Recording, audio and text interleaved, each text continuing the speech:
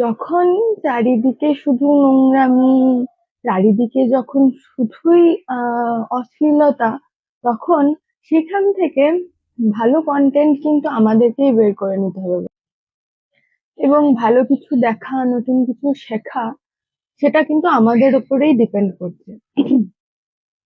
আজকে নেট দুনিয়ায় বা নেট পাড়াতে যেসব কন্টেন্ট চলছে, সে জায়গায় দাঁড়িয়ে আমি আজকে হঠাৎ করে ফেসবুক স্ক্রল করতে করতে একজনকে খুঁজে পেয়েছি এবং তাকে দেখে আমি নিজে খুব ইন্সপায়ার হয়েছি।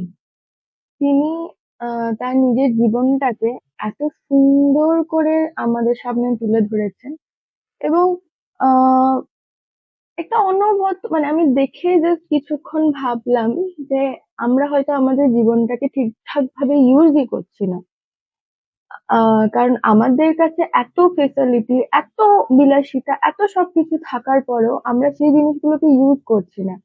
আর যাদের কাছে সেই ফেসিলিটিস গুলো বা সেই স্বাধীনতা নেই, তারা সেই সার্কামস্ট্যান্সে দাঁড়িয়েও কত সুন্দর সাবলীল ভাবে নিজেদের জীবন যুদ্ধে জয়ী হয়ে যাচ্ছেন। আজকে যার কথা বলবো, তিনি হচ্ছেন পূজারিণী প্রধান। তিনি ইস্ট মিদনাপুরে থাকেন। আজকে ফেসবুক স্ক্রোল করতে করতেই হঠাৎ করে তার প্রোফাইলটা আমার চোখে পড়ে। অনবদ্য একজন মহিলা। আম, মানে মানে যাদেরকে দেখে ইন্সপায়ার হওয়ার কথা, উনি তাদের মধ্যেই একজন। ওনার স্ক্রোল করতে করতে যখন আমি ওনার প্রোফাইলে ঢুকি, তো উনি রীতিমতন ইংলিশে কথা বলছেন। আর তারপরে হচ্ছে একটা ব্লগে উনি বলেছেন, ব্লগটা দেখান। You're probably wondering why I am talking in English when my English is too bad. And there's a reason behind it. You can tell by how I am dressing that I live in a village. And here people actually judge women who make videos. It can be a dancing video or cooking video or anything. They will judge you so hard that it will be hard for you to live.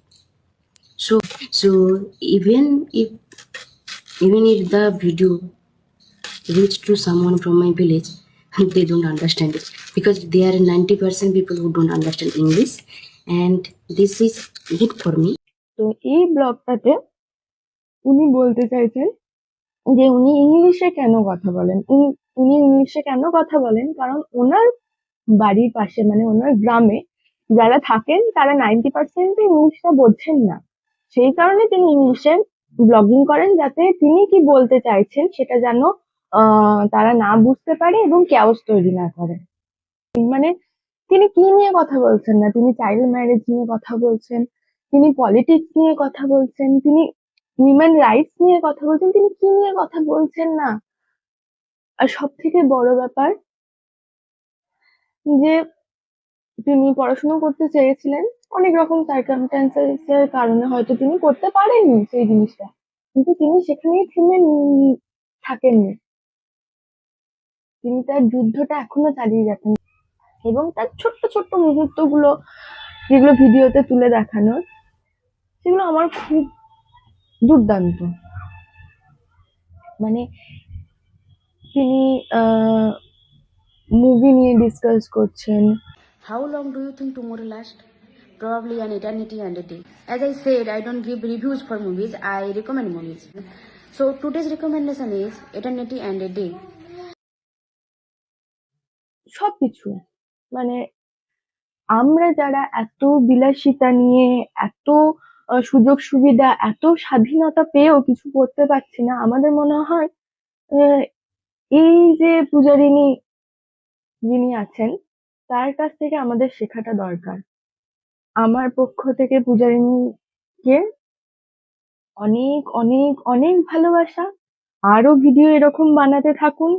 আমি দেখে এতটাই, মানে আমার নিজের ভালো লেগেছে, আমার আর কিছু বলার ভাষা নেই। অনেক ভালোবাসা। আপনি এগিয়ে যান, আপনি এগিয়ে যান। অনেক শুভকামনা আপনার ভবিষ্যতের জন্য।